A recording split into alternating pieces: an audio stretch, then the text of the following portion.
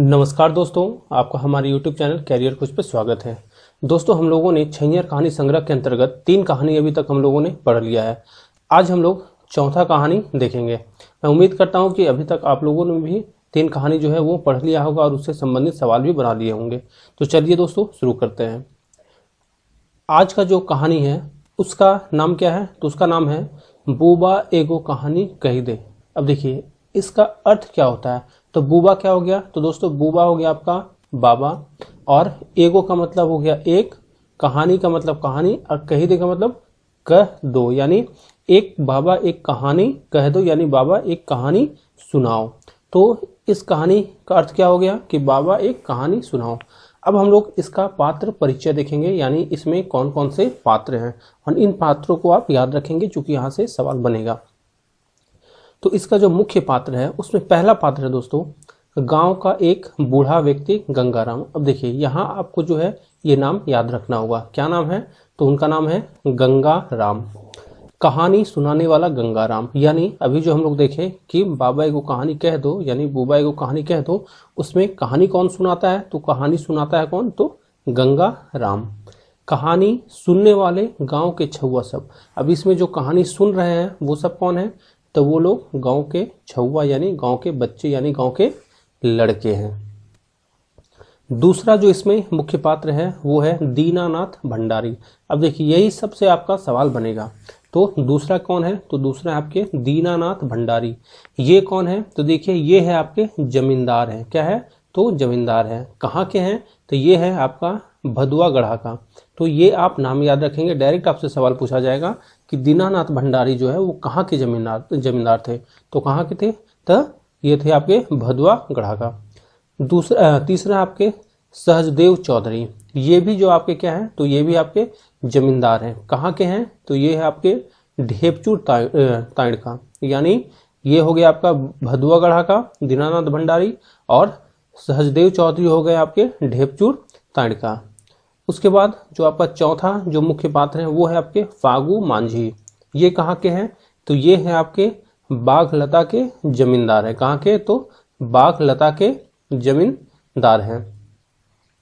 पांचवा जो हो गया वो है आपका तीरथ मुंडा। कौन? तो तीर्था मुंडा। क्या है? तो तीर्था मुंडा। ये कहाँ के जमींदार हैं? तो ये है आपके सियारडीह के जमींदार। कहाँ के? तो सियारडीह के जमींदार। तो इस तरह से दोस्तों ये जो आपके सारे जमींदार हैं इनका नाम आप याद रखेंगे। तो कितने जमींदार हो गए यहाँ पे? तो कुल यहाँ पे हो गए आपके 4 जमींदार। यानी ये जो कहानी सुनाया जा रहा है इसमें इन जमींदारों का जिक्र है। कौन कौन? दीनानाथ भंडारी, भदुआ गढ़ा, सहजदेव चौधरी, ढेपचूर ताइड़, फागू मांझी, बाघलता और तीर्था मुंडा, सियारडी। तो इस तरह से ये जितने भी जमींदार हैं और कहाँ के हैं ये आप याद रखेंगे। अब हम लोग देखते हैं इसमें अन्य पात्र। तो देखिए अन्य पात्र कौन से हैं? तो ये है आपका गंगला आजा, यानी धनिया काका हो गए। उसके बाद रमुआदा। ये हैं आपके कौन? तो ये है आपके अन्य पात्र। ठीक है, तो इनका भी आप नाम याद रखिएगा क्योंकि यहाँ से भी सवाल बनेगा। अब हम लोग देखते हैं दोस्तों कहानी का सार संक्षेप, यानी यही जो है आपका सार संक्षेप आपको याद रखना है। यही अगर आप याद रख लेंगे तो आपका सवाल जो है वो बन जाएगा। अब देखिए समय कब था? तो ये है आपका अगहन का महीना, यानी इस कहानी में जब ये कहानी चल रहा है उस समय महीना कौन सा है? तो अगहन का महीना है। धन कटनी शुरू हो गया था। धन कटनी मतलब धान जो है वो अब कटना स्टार्ट हो गया था, वो शुरू हो चुका था। धान के बोझा बीड़ा मतलब जो हम लोग धान का जो बोझा बांधते या गठरी बांधते उसको कहते हैं बोझा बीड़ा। खरई रखा जा रहा था मतलब खलिहान में रखा जा रहा था।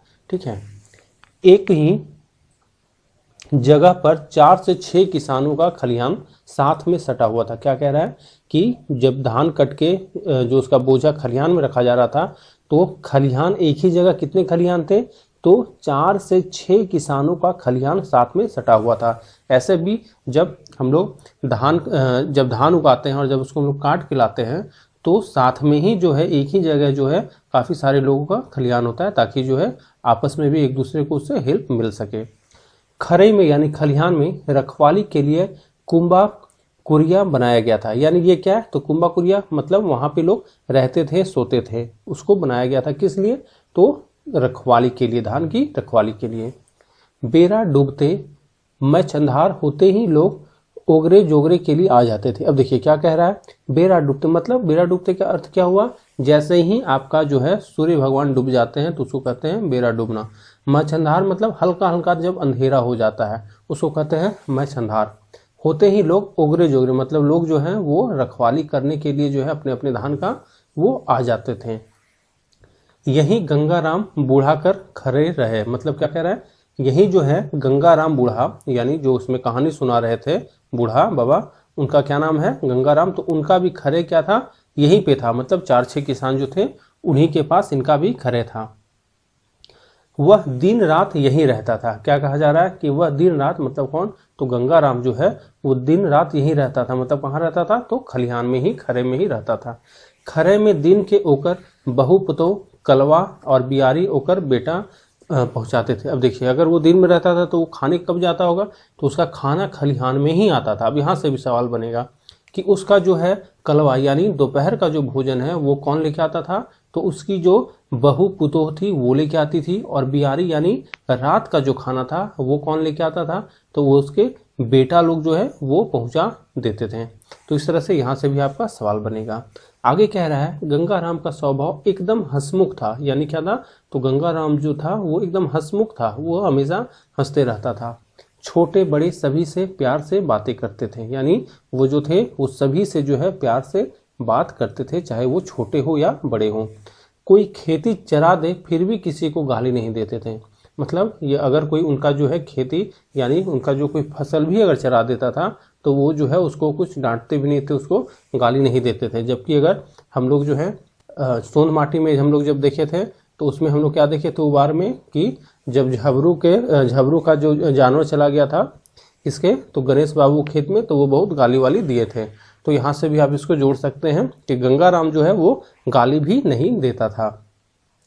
इनके इसी स्वभाव के कारण छोटे बड़े सभी इनकी इज्जत करते थे। इनकी क्या करते थे, तो सभी लोग इनकी इज्जत करते थे।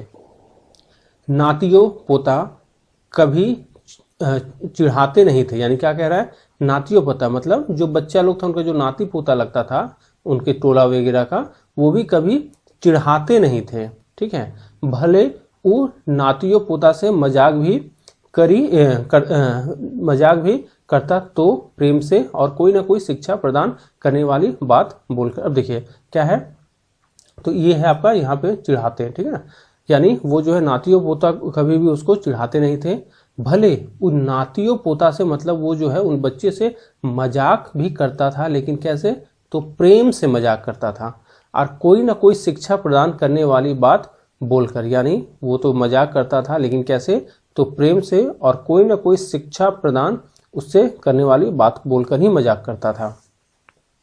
आगे है, बूढ़ा राम से सभी छुआ या लड़के कहीं उठला, मतलब कहाँ पे, तो खलिहान में जो है बूढ़ा राम से सभी छुआ यानी सभी बच्चे जो है वो कहीं उठला, मतलब सब कोई बोले, क्या बोले, बुबा यानी बाबा आज एगो कहानी सुना दो। और यही है आपका कहानी का शीर्षक, क्या, कि बुबा एक कहानी कह दे, यानी बाबा एगो कहानी सुनाओ। गंगाराम ने कहानी कहना शुरू किया। अब क्या है, जब बच्चे लोग बोले उसे कि हमको एगो कहानी सुनाओ, तो गंगाराम जो है वो कहानी कहना शुरू किया। अब कहानी में क्या है, तो वो कहा कि ढेर दिन पहले, मतलब बहुत दिन पहले की बात है, जब अंग्रेजों का राज था। यानी ये जो कहानी सुना रहा, देखिए यहाँ से भी सवाल आएगा, जो ये कहानी सुना रहा था वो कब का था, उस समय कब था, तो ये था आपका जब अंग्रेजों का राज था।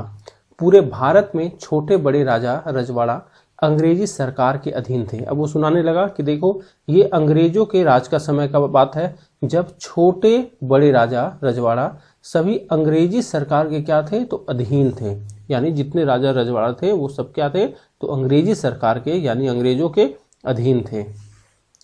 राजा रजवाड़ा अंग्रेजी सरकार माल देहल थी, मतलब क्या कह रहा है कि जो राजा रजवाड़ा थे वो अंग्रेजी सरकार को क्या देते थे, तो मालगुजारी देते थे, मतलब जो है जो यहाँ पे जो कर लगाता था अंग्रेज सरकार वो कौन देते थे, तो राजा रजवाड़ा अंग्रेज को देते थे। अब देखिए यहाँ आप ध्यान दीजिएगा कौन किसको देता है, यहाँ से भी सवाल बनेगा। राजा रजवाड़ा माल उस क्षेत्र में रहने वाले लोगों से लेते थे। अब राजा रजवाड़ा जो है वो माल कहाँ से, यानी वो पैसे यानी वो कर कहाँ से लेते थे, तो उसके क्षेत्र में जो लोग रहते थे उससे वो लेते थे, जिसको रैयत कहा जाता था। यानी वहाँ पे जो लोग रहते थे उसको क्या कहा जाता था, रैयत कहा जाता था। रैयत ठिन ले माल यानी माल गुजारी वसूल करे ले गाँवे गाँवे जमींदार रखल जाए। अब देखिए, अब राजा रजवाड़ा तो डायरेक्ट जाके नहीं लेते थे, तो वो किसके थ्रू लेते थे रैयत लोग से, तो वो लोगों ने क्या किया था कि हर एक गांव के अंदर जो है एक अपना जमींदार रखा था। तो जो जमींदार लोग थे वो लोग क्या करते थे, तो वो लोग रैयतों से जो है मालगुजारी वसूल के और फिर किसको देते थे, तो वो देते थे राजा को, और राजा रजवाड़ा को फिर क्या करते थे, वो मालगुजारी किसको देते थे, तो अंग्रेज सरकार को देते थे। आगे कह रहा है गांव के जमींदार गांव की जमीन वन झाड़ परती उड़ती टेंगरी पत्थर सभी के मालिक थे। क्या कह रहा है कि अब देखो, अब जो ये जमींदार थे वो गांव के जमींदार जो है वो गांव का हो गया, गांव का जो जमीन हो गया, जंगल हो गया, कुछ भी अगर झाड़ मान के चलिए जंगल झाड़ हो गया, जो पड़ती जमीन है जिसपे नहीं हो रहा है पड़ती उड़ती, अगर कोई मान के चलिए पहाड़ी है तो उसका भी वो कौन था, तो मालिक था। कौन था मालिक, तो जमींदार। चूंकि जमींदार का ही काम था रैयत से डायरेक्ट क्या करना, तो वसूल जो मालगुजारी है वो वसूलना। तो वही कह रहा है कि जमींदार जो है वो पूरा मालिक था। इसके चलते जमींदारों की मनमानी चलती थी। इस कारण क्या था कि जमींदारों की जो है वो क्या चलती थी, तो मनमानी चलती थी। जमींदार एक बड़ी ठाठ बाट रहन। क्या कह रहा है कि जमींदार एक मतलब जमींदार लोग जो था उसका बहुत ठाठ बाट था, ठीक है, बहुत रईसी था वो लोग का।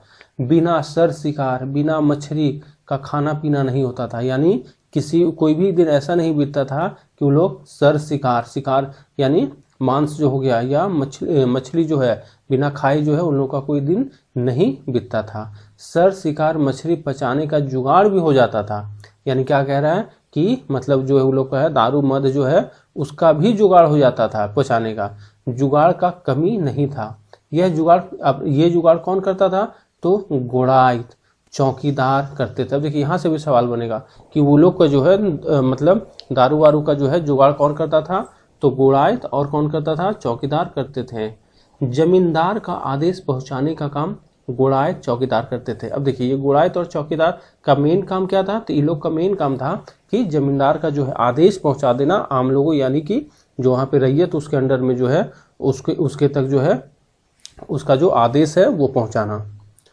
गंगाराम सुस्ताए लागल, मतलब अब इतना कहते हुए जो है गंगाराम थोड़ा सुस्ताने लगा। सांस ले सानी के एक फांक खैनी खैले, मतलब थोड़ा सुस्ताया, उसके बाद सांस लिया, उसके बाद खैनी जो है उसको सान के एक फांक खाया। फिर खैनी थूक के बोलने लगल, उसके बाद फिर क्या है वो खैनी थूक के बोलना शुरू किया। भदुआगढ़ के दीनानाथ भंडारी। अब देखिए यहाँ हम लोग पात्र परिचय में देखे थे कि क्या भदुआगढ़ के कौन था जमींदार, तो दीनानाथ भंडारी।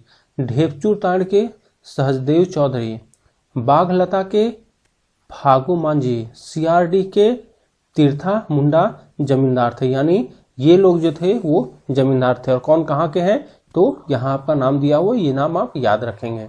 ये सभी आसपास के 21 गांव का मालगुजारी बांधते थे।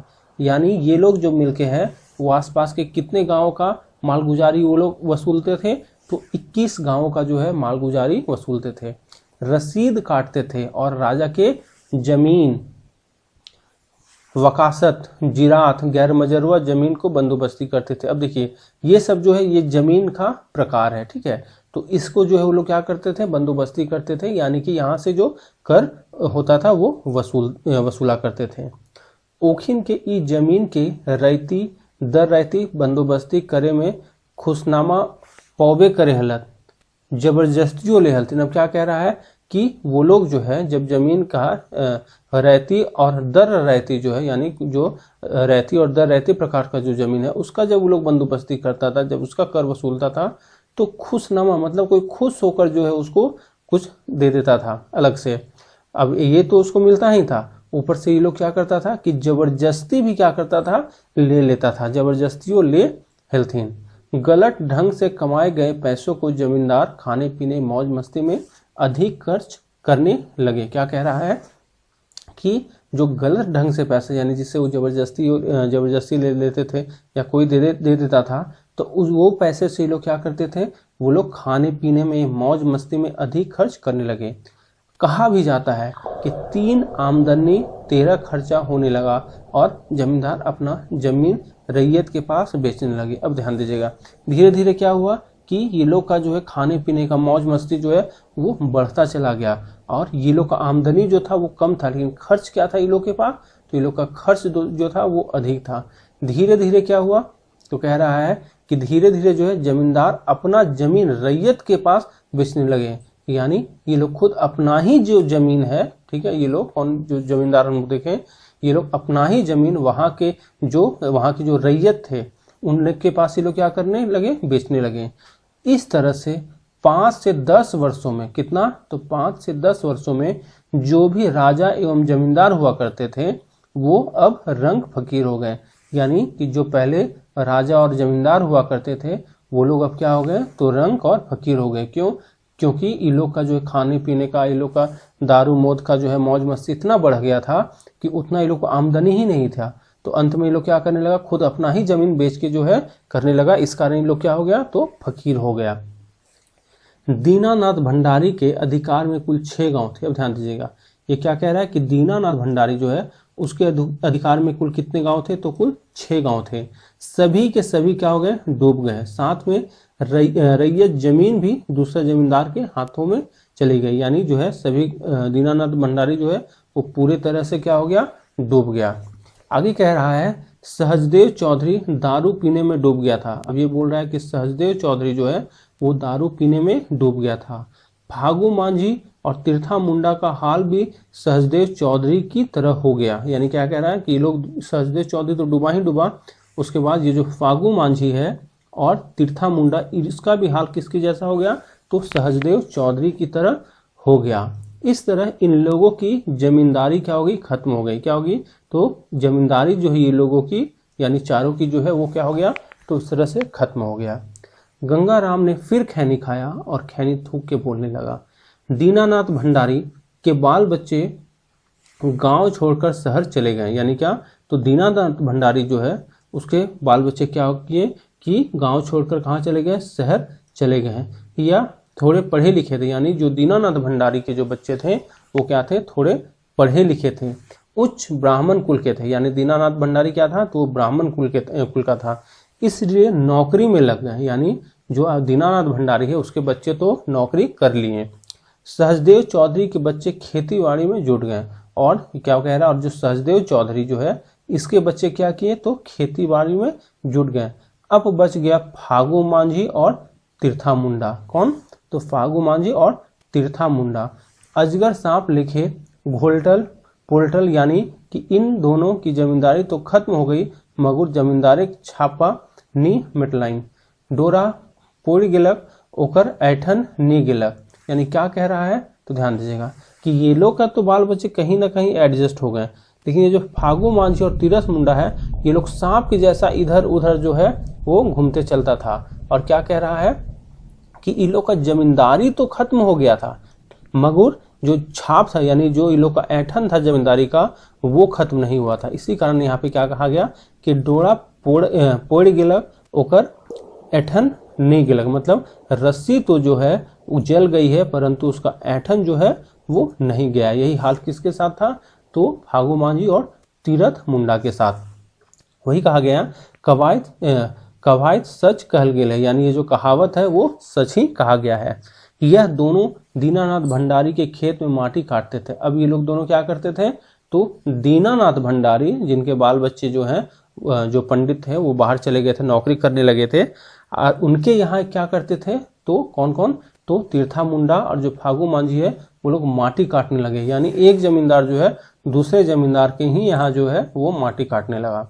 2 दिन खटतला, मैंने क्या कह रहा है कि 2 दिन तो ये लोग खटते थे, 2 दिन मौत दारू पी के घोलटल रहतला। यानी 2 दिन ये लोग खटते थे और उससे जो कमाते थे, उसके बाद 2 दिन जो है ये लोग जो है दारू पी के और जो है इधर उधर भटकते रहते थे। इनके बाल बच्चे भी इन्हीं की तरह मिट्टी काटने वाले बन गए। अब क्या कह रहा है कि ये लोग जो है, इनके दोनों मतलब तीर्था मुंडा और फागू मांझी के जो बाल बच्चे हैं, ये लोग भी इसी तरह से मिट्टी काटने वाले बन गए। इसी बीच एक छौवा ने पूछा। अब देखिए, इसी बीच जब कहानी सुना रहा था तो एक जो छौवा यानी एक बच्चा है उसने पूछा गंगाराम से क्या कि कहानी खत्म हो गया का बुबा, यानी कहानी खत्म हो गया का बाबा। तो गंगाराम ने कहा नहीं, अभी खत्म नहीं हुआ है, इसमें मजा वाला बाग अभी बाकी है। यानी क्या कह रहा है कि अभी खत्म नहीं हुआ है, अभी तो इसमें जो मजा वाला बात है वो अभी बाकी है। एखन तो दिन देखलाई कैसे गांव डूबल, मतलब कि अभी तो हम लोग देखें कि कैसे गांव डूबा है, अब तोहिन के बताबियोन कैसे घर डूबल, मतलब अभी तो हम लोग देखे हैं कि कैसे गांव डूबा, लेकिन अब बताते हैं कि कैसे घर डूबा। तखन मोद दारू के इतने चलन नहीं रहे, यानी क्या कह रहा है कि उस समय जो है मोद दारू जो है उसका इतना चलन नहीं था जितना अभी है। कोई कोई आदमी बराबर दारू मोद पितला, मतलब कोई कोई जो है आदमी, कोई आदमी था ऐसा ही, शायद कोई ऐसा आदमी होगा जो कि हमेशा यानी बराबर दारू पीता था। सोहराय और करम परब पर दारू मोद का सेवन होता था, यानी दारू उस समय जो है कब होता था तो सोहराय और जब करम पर्व था उस समय लोग उसका सेवन करते थे। दारू एक दो दिन चलत लाइन, मतलब क्या कह रहा है कि दारू जो है वो एक ही दो दिन चलता था। टोले टोले दारू दुकान नहीं रहे, मतलब अभी जो है जैसे हम लोग देखते हैं टोले टोले दारू दुकान है वैसे पहले नहीं रहता था। घारे घारे दारू चुआहो नहीं जाने हिला, मतलब क्या कह रहा है कि जो घरे घरे हरे घर में जो लोग हैं वो दारू चुआने के लिए यानी दारू कैसे बनाया जाता है वो भी नहीं जानते थे। मुंडा मांझी और कहूँ कहूँ तेली घारे मोद चुआतला, मतलब कहाँ किसके यहाँ होता था तो मुंडा मांझी के यहाँ और कभी कभी तेली के यहाँ जो है वो लोग क्या करता था मतलब दारू यानी मोद चुआता था। अब तो एक दूगो बड़कन घर छोड़ के नहीं तो गाँवे घर घर महुआ दारू चुआवे लागला, हणिया राखे लागला। अब तो कम उम्रों छवोक दारू दुकान ढोकल और दारू पी के एकर ओकर संग झगड़ा करल।